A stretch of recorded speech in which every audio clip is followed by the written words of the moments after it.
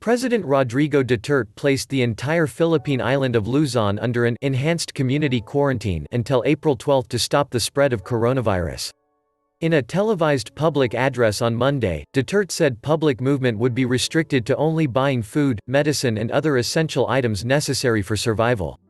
Only establishments that provide services like food and medicine shall be open, said Duterte. The president also instructed the labor and social welfare departments to implement measures that would alleviate the burden of the lockdown on small business and wage workers. He also urged businesses to release the mandatory 13th month pay to their employees. According to the health department's latest figures, there are 142 confirmed COVID-19 cases in the Philippines and 12 fatalities. Presidential spokesman Salvador Panelo earlier explained that under an enhanced community quarantine, strict home quarantine shall be implemented in all households, transportation shall be suspended, provision of food and essential services shall be regulated and heightened presence of uniformed personnel to enforce quarantine procedures will be implemented. It is effectively a lockdown of the country's largest and most populous island, affecting about 57 million people. We already have an enhanced community quarantine which we started 2 days ago, over Manila, we are just expanding it to the entire Luzon, said Panelo. The move is the most aggressive among Asian countries struggling to cope with the COVID-19 disease, which has already infected more than 164,000 people, killed at least 6,500, and crippled public health systems worldwide. Checkpoints became choke points. The announcement of the London came after a colossal failure to implement social distancing measures to stave off the spread of coronavirus. Duterte earlier announced a community quarantine starting midnight of March 15, cutting off domestic air, land and sea access to the capital megacity of Manila in an effort to stave off the spread. Classes and work for non-essential services were suspended, and an estimated 12 million residents were asked to stay at home. The measure made Arnold Vega's morning commute look like a mass exodus. Vega pushed and jostled his way through a throng of passengers to get on a public utility vehicle and cross the city border that separates his suburb of Bulacan from the mega metropolis of Manila, where he works as a nurse in a health clinic. Police and military personnel stationed at checkpoints took each person's temperature, pointing thermal scanners at foreheads, ready to separate those who showed any signs of fever. Many of the uniformed personnel were not wearing adequate protective gear.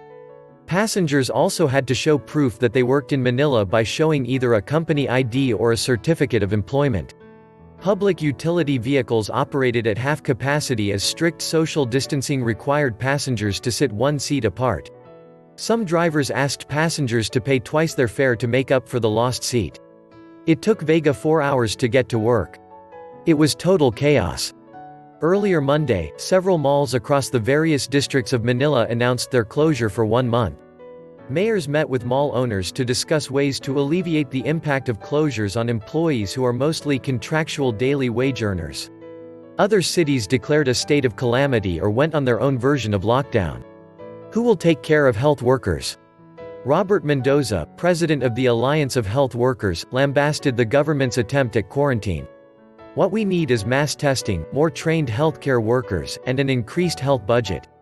The Duterte administration slashed the 2020 health budget by $197 million but committed an additional $44.5 million to buy protective gear for healthcare workers.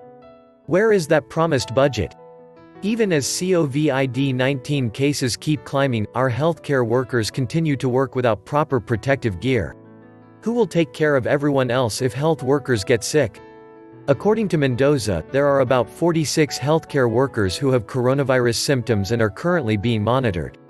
Safety Net's Renato Reyes, Secretary General of the leftist group Bigong Alyangsang Makabayan, New Patriotic Alliance, said the government must think of ways to protect low-income daily wage earners who will be hardest hit by the lockdown. Social distancing and work from home is impossible for daily wage earners. For them, it is no work, no pay, so no choice. They will risk getting COVID-19 to keep their jobs, he added. Opposition Senator Riza Hontiveros estimated at least 650,000 Filipino households would become the new poor in Metro Manila alone because of the economic implications of the lockdown and moved for a $250 cash aid for those affected by the financial whiplash. The president's directive for an enhanced community quarantine in Luzon should be implemented as a public health measure that takes into account the welfare of the most vulnerable, said Hontiveros in a statement. Some of the provisions of the quarantine measures made some citizens nervous, and the threat of arrest for those who violated the lockdown or were disobedient mirrored the remnants of martial law. The Philippines had a history of martial law in the 1970s under the Marcos dictatorship and alleged extrajudicial killings under the Duterte administration. But security analyst Jose Antonio Custodio did not think so. It's far from martial law. It's more like a massive humanitarian crisis response that leaves much to be desired due to poor planning and knee-jerk reactions. Thank you for watching. Please don't forget to like and subscribe to my channel, and please click on the bell so you'll be updated on my next video. Thank you. WeCare for UPH. Your health comes first.